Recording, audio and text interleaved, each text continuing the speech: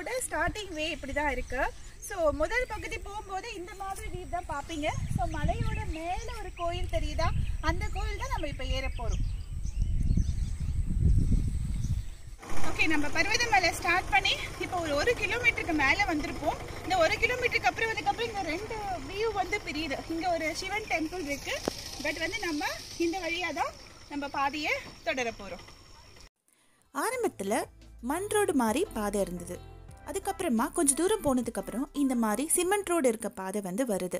இந்த பாதை வளைஞ்சு போது ஒரு காட்டுக்குள்ளே போகிற ஃபீல் வந்து கொடுக்குது. 2 பக்கமும் அடர்த்தியான செடிகளாலும் மரங்களாலும் நிறைஞ்சிருக்கிறதுனால நல்ல சில்லுன்னு காற்றும் இயற்கையான சுவாசமும் சுவாசிக்கிறத உணர முடியுது. 2 கிலோமீட்டர் வரைக்கும் இந்த பாதை வந்து தொடருது.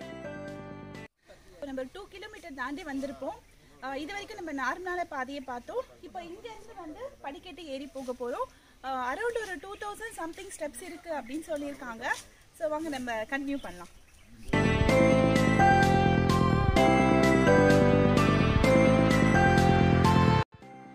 இதிலிருந்து படிக்கட்டு பாதை ஆரம்பிக்குது.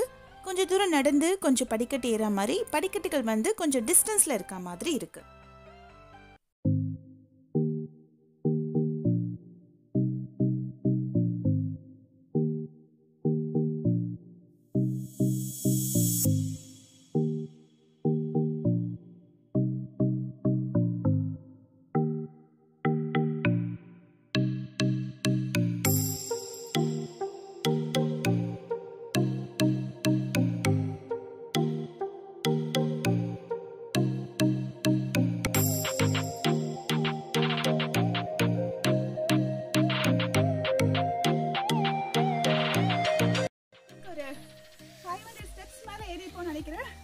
பயங்கரமா மூச்சு வாங்குது. வியூ பாருங்க, ஒரு காட்டுக்குள் போற ஒரு எஃபெக்ட், ஒரு அட்வான்ச்சர் எஃபெக்ட் கிடைக்குது. பார்க்கலாம், கன்டினியூ பண்ணலாம்.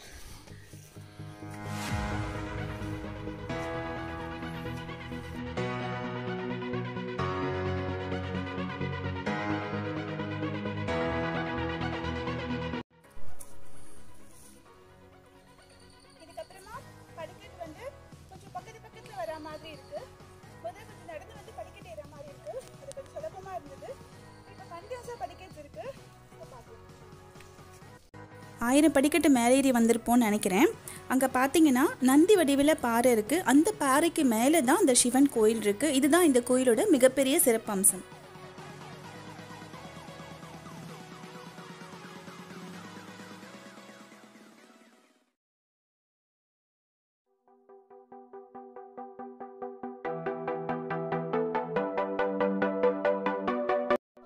படியேறி வந்தது இதோட முடியுது. நம்ம இங்கிருந்து இந்த மாதிரி வழியில தான் போக போறோம். அதாவது கொஞ்சம் பாறை கல் இந்த மாதிரி இருக்கு. இந்த மாதிரி வழியில தான் இப்போ நம்ம போக போறோம்.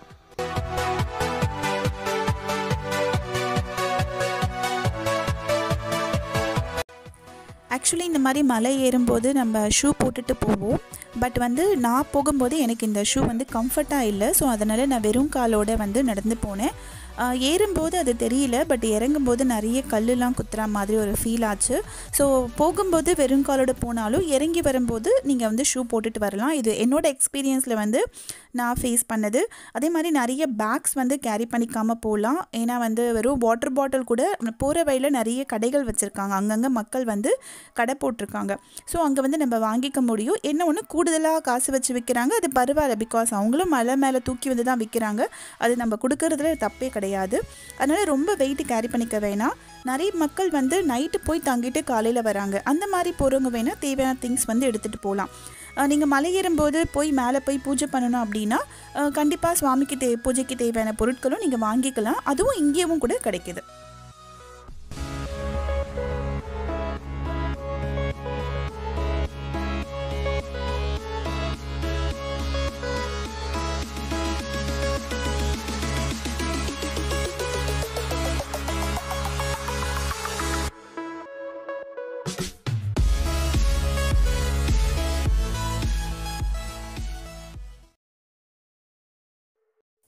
பாதி தூரத்தில் இங்கே ஒரு பழமையான கோயில் இருக்குது. விநாயகர் முருகர் சிலை இருக்கிற இந்த கோயிலை வழிபட்டுட்டு அதுக்கப்புறம் நம்ம கன்டினியூ பண்ணலாம்.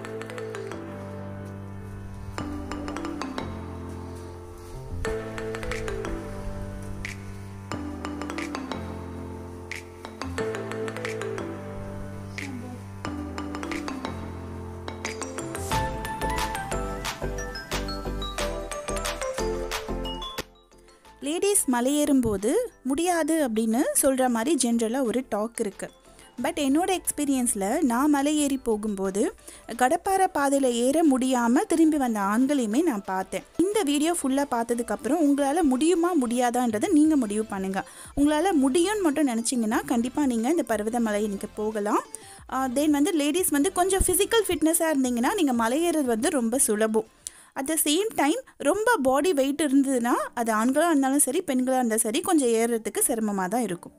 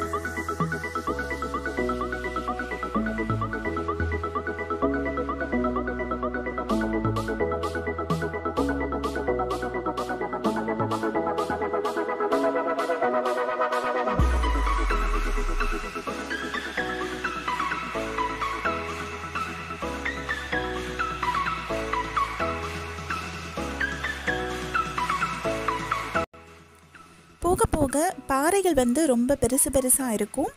மலையும் செங்குத்தாக இருக்கிறதுனால நீங்கள் வந்து உங்கள் கைகளை உபயோகப்படுத்தி நீங்கள் பொறுமையாக ஏறி போகிற மாதிரி பார்த்துக்கோங்க.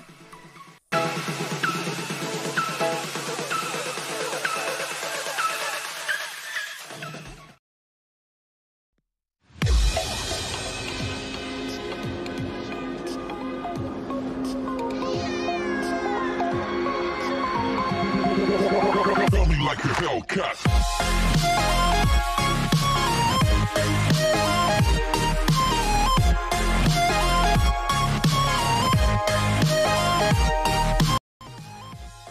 இந்த மலைக்கு டைரெக்டாக ஏறி வந்துட முடியாது.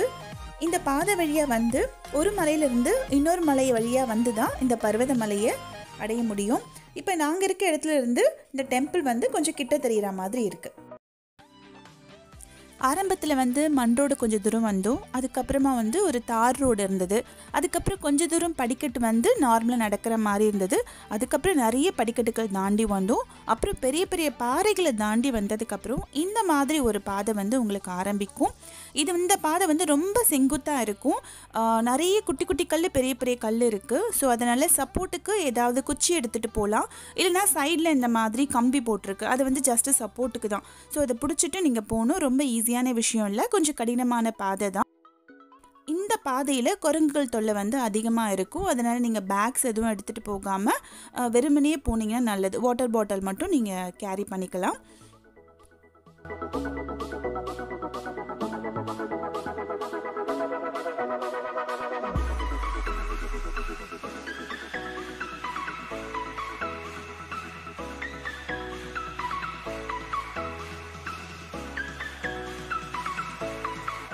பாத்தீங்கன்னா இங்க ஒரு 3 மலை ஜாயின் ஆகுது. இந்த வழியா தான் வந்து நம்ம ஏறி வந்தோம். சோ நார்மலா நடந்து படியேறி காரெல்லாம் கடந்து ஆல்மோஸ்ட் வந்து ரீச் ஆயிட்டோம். இன்னும் கொஞ்சம் தூரம் ஏறினா இந்த சிவனை வந்து தரிசிச்சிடலாம். ஸோ இந்த பக்கம் திரும்ப நாங்கள் ஏறி போக போகிறோம். ஏந்தி வந்தது பெரிய விஷயம் இல்லை. இப்போ ஒரு வியூ பாருங்க, கடப்பாறை பாரு. ஸோ இது மேலே ஏறி போய் தான் நம்ம பார்க்கணும். அந்த வழியாக தான் போக போகிறோம். ரொம்ப த்ரில்லிங் அண்ட் அட்வென்ச்சர் எஃபெக்டா இருக்க போகுது.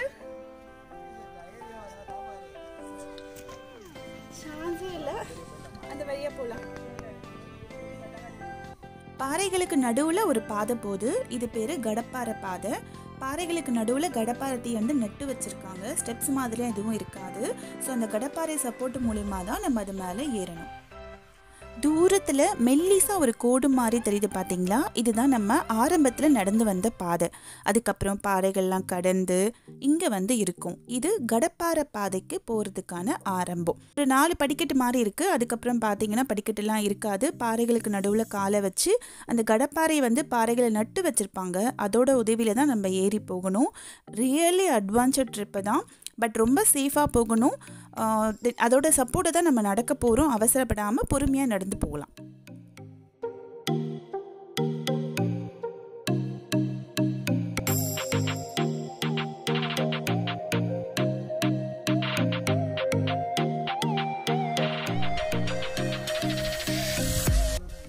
கடப்பாறை பாதை முடிஞ்சதும் அதுக்கப்புறமா ஒரு இரும்பில் ஒரு தடுத்து வச்சு ஏணி மாதிரி இருக்குது.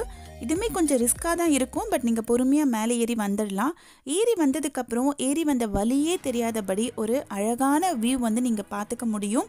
அந்த வானமும் மலையும் தொட்டுக்கிற காட்சியாக இருக்கட்டும் சரி, பெரிய பெரிய மலைகளாக இருக்கட்டும் சரி, சில்லுன்னு அடிக்கிற காற்றாக இருக்கட்டும் சரி, உங்கள் மனசை வந்து ரொம்ப லேசாக்கிடும்.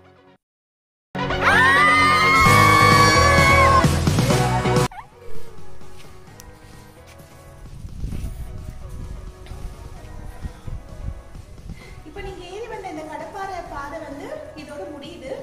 இதுக்கப்புறமா இதுக்குள்ளே வந்தீங்கன்னா ஒரு 100 ஏசி தான் எப்படி ஒரு கூலிங் இருக்குமோ அந்த மாதிரி ஒரு சில்னஸ் இருக்குது. அப்புறம் வேர்க்க விறுவிறுக்க நம்ம ஏறி வந்தாலும் இங்கே வந்து உட்காந்து பார்த்தோம்னா அவ்வளோ ஒரு சில்லுன்னு இருக்குது. அந்த வியூ பார்க்கறதுக்கு வந்து கோடி கண் போதாது, அந்த மாதிரி இருக்குது. இந்த இடம் ஒரு கருங்கல் மண்டபம் மாதிரி இருக்குது. உள்ளே ரொம்ப சில்லுன்னு இருக்கனால அமைதியாக உட்காரணும்னு எண்ணம் ஆட்டோமேட்டிக்காக மனசுக்குள்ளே வருது. ஸோ கொஞ்ச நேரம் உட்காந்து தியானம் பண்ணணும்னு நினச்சிங்கன்னா அதுக்கு ரொம்ப ஏற்ற இடம் இதுதான். தியானம் முடித்து திரும்பவும் மலையேற துவங்குறோம்.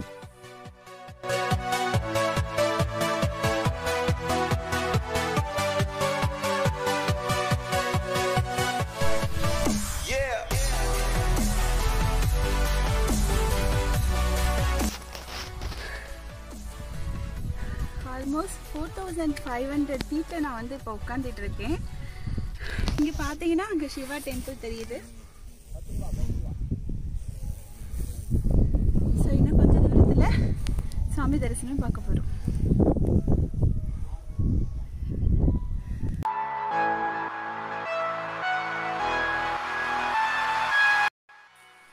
கைலாஷ்லேருந்து சிவபெருமான் வந்து தமிழ்நாட்டுக்கு வரும்போது இங்கே பாதம் வச்சாங்க அப்படின்னு சொல்கிறாங்க. ஸோ அந்த பாதம் தான் இப்போ நீங்கள் பார்க்குறது. ஸோ சிவபெருமான் கால் பதித்த தடம் இது.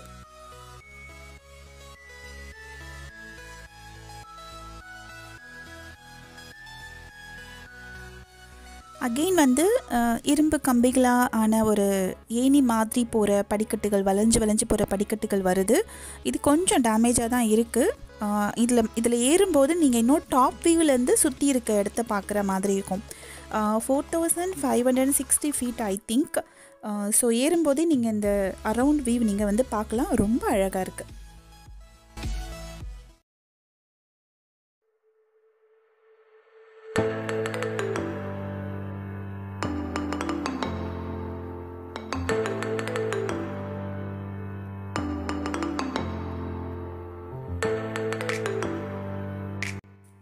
இந்த படிக்கட்டுகள் தான் கோவிலுக்கு ரீச் ஆகிற கடைசி படிக்கட்டு. ஸோ இதை படிக்கட்டு ஃபினிஷ் பண்ணி நம்ம ஏறி போனோம்னா அந்த சிவனை வந்து தரிசனம் பண்ணிடலாம்.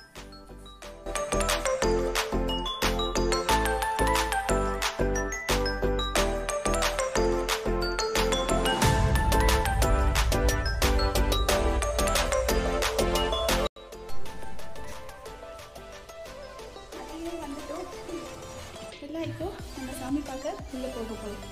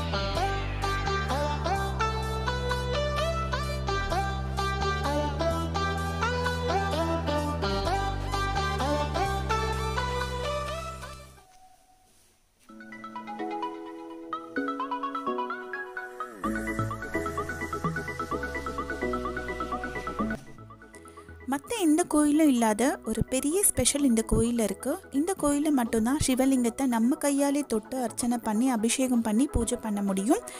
இதுக்கப்புறமா ஒரு அபிஷேகம் நடந்தது, அந்த வீடியோவை நம்ம பார்க்கலாம்.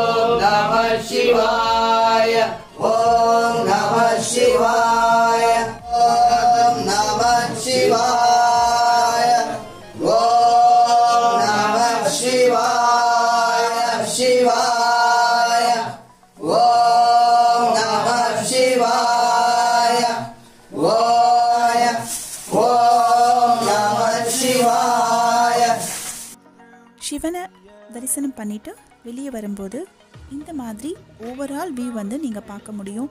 அரௌண்ட் ஒரு 4500 ஃபீட்டுக்கு அப்புறமா இருக்க இந்த வியூ வந்து சுற்றி எல்லாமே வந்து பார்க்குற மாதிரி ரொம்ப அழகாக அற்புதமாகவும் இருக்குது. இது முடிஞ்சதுக்கப்புறமா ஏறி வரும்போது வந்த பாதை மாதிரி இறங்கி போகிற பாதை தனியாக இருக்குது. ஸோ இந்த வழியாக தான் நம்ம இப்போ இறங்கி அடிவாரத்துக்கு போக போகிறோம்.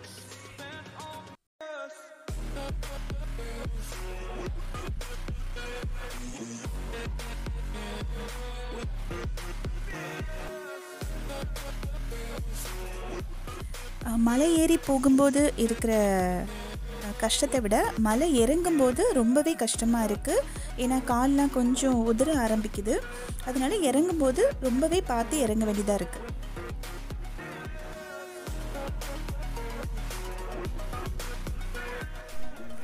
மலை ஏறி வரும்போது கடப்பாறை பாதை போல், மலை கீழே இறங்கி போகும்போது இந்த மாதிரி இரும்பில் படிக்கட்டுகளான பாதைகள் வந்து இருக்குது. இது கொஞ்சம் கடினமான பாதை தான், பட் ஆனால் பொறுமையாக நம்ம இறங்கி வந்துடலாம்.